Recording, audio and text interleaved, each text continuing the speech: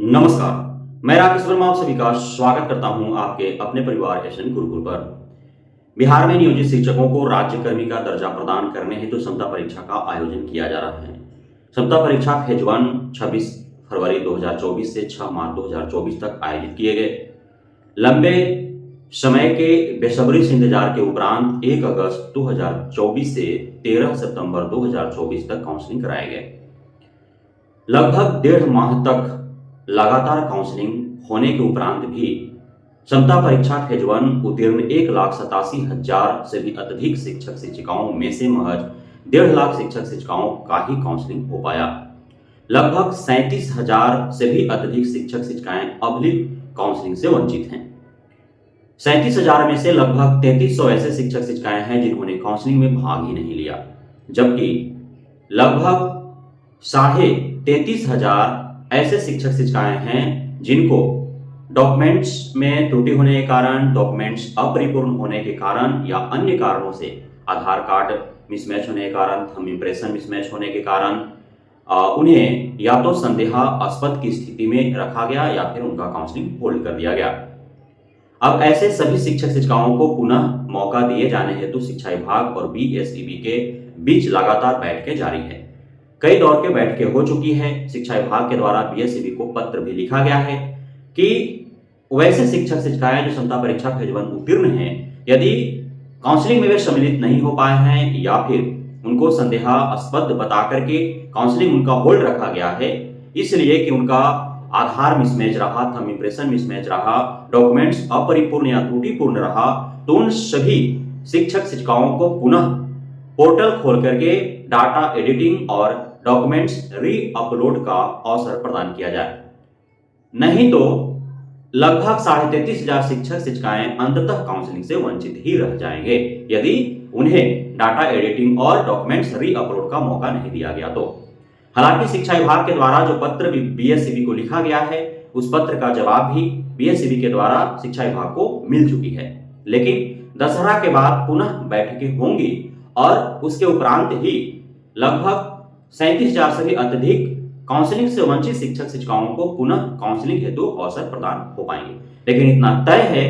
कि काउंसलिंग का शेड्यूल जारी होने से पूर्व आप सभी वैसे शिक्षक शिक्षिकाएं जो काउंसलिंग से वंचित रह गए हैं, यदि आपका आधार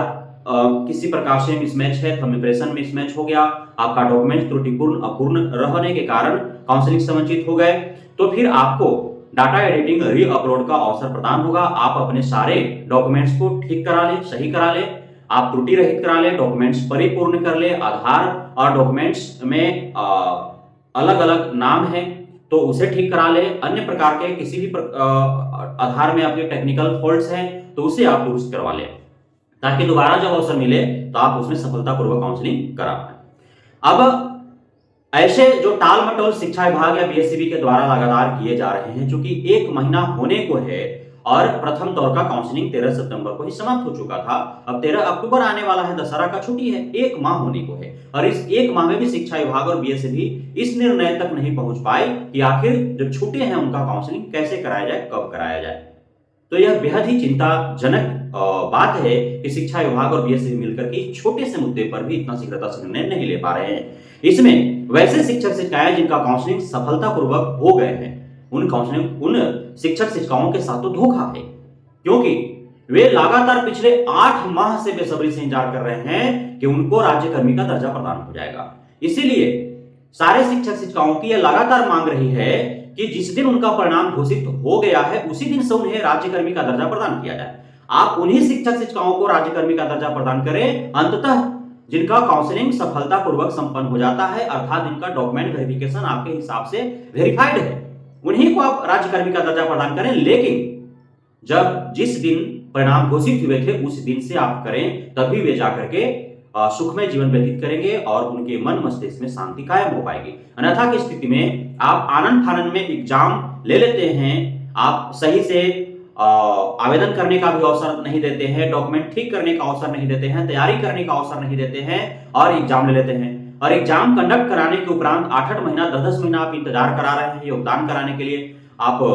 काउंसलिंग कराने के लिए, डॉक्यूमेंट वेरिफिकेशन कराने के लिए, तो कहीं ना कहीं यह बहुत बड़ा सवाल उत्पन्न करता ही है शिक्षा विभाग के सिस्टम पर, बिहार सरकार के सिस्टम पर। तो इस सिस्टम से उभरना होगा, इस जो गलत नीति नियम ला करके और गलत तरीके से जो इस प्रकार के शोषण और प्रताड़ना हो रहे हैं, इस पर नकेल कसने होंगे शिक्षा विभाग को। अब एक और सबसे बड़ा सवाल यह उत्पन्न हो गया है, चूंकि अभी हाल ही में न्यू ट्रांसफर पोस्टिंग पॉलिसी आ चुकी है। अब उसमें जनता परीक्षा उत्तीर्ण शिक्षक शिक्षिकाओं का पदस्थापना की बात तो कही गई है, लेकिन चूंकि आधा दर्जन बार शिक्षा विभाग के द्वारा यह घोषित किया जा चुका है कि जो जनता परीक्षा फेज 1 उत्तीर्ण होंगे उन शिक्षक शिक्षिकाओं को